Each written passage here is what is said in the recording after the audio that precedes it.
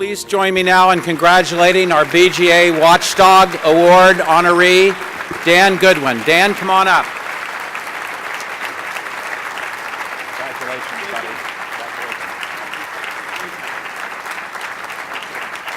Take that picture right after. All right. Well, thank you very much. I appreciate the honor, and I welcome the opportunity to speak for a few minutes, very few minutes. I'm just not supposed to speak for more than 3 minutes, according to Andy, so I'll try to keep it brief. DuPage Airport was a wonderful challenge for me. The chairman of DuPage County asked me to take over the airport board and reform it. And as you heard in the video, there were a lot of issues, a lot of problems. There was patronage, there were operating losses, there was high taxes, there was debt. And I think what we demonstrated is that it's possible for a government-owned entity to reform and have true reform. I mean, how many times do you hear about taxes being rebated? We actually issued rebates. We reduced the levy, as we said, from 18 million to 6 million. We're very proud of this.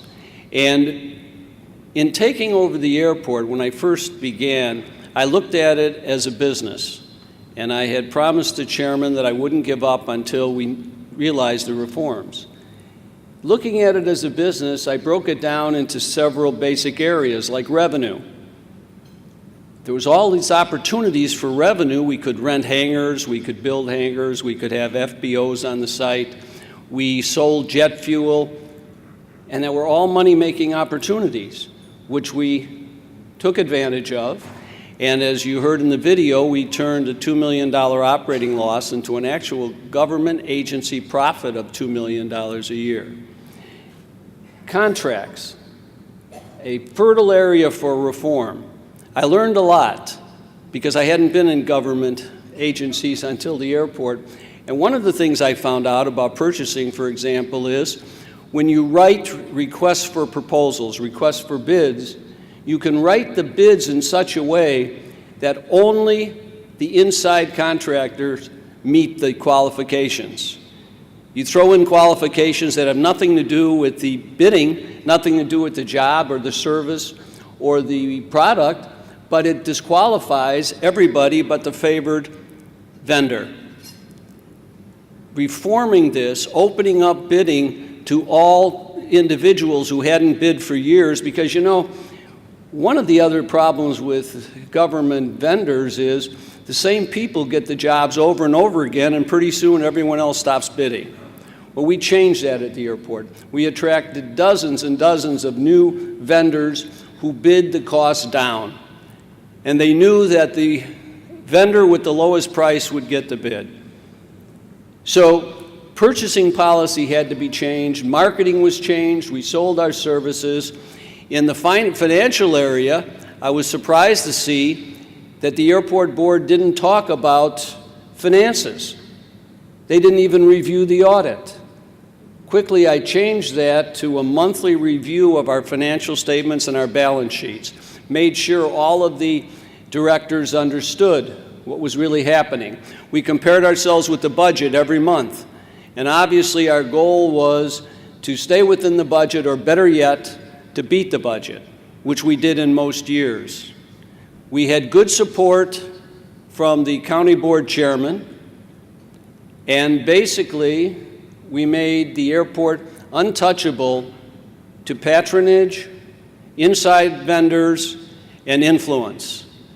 The trustees bought into it, the directors loved it, and the employees, who at first had to deal with some reforms, they had triple overtime, believe it or not.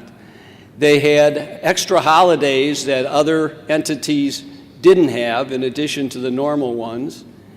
They're paying, and so what we focused on too was reforming HR policies, and we did. And we narrowed down our costs tremendously. We even took bids from law firms. And now, generally speaking, in Illinois, professionals don't have to bid on government contracts, lawyers, accountants, architects. And so we got around that by qualifying 4 or 5 vendors, and then I would negotiate the fees. And we were able to cut our legal bills in half, 50% decrease, by getting new firms into the process.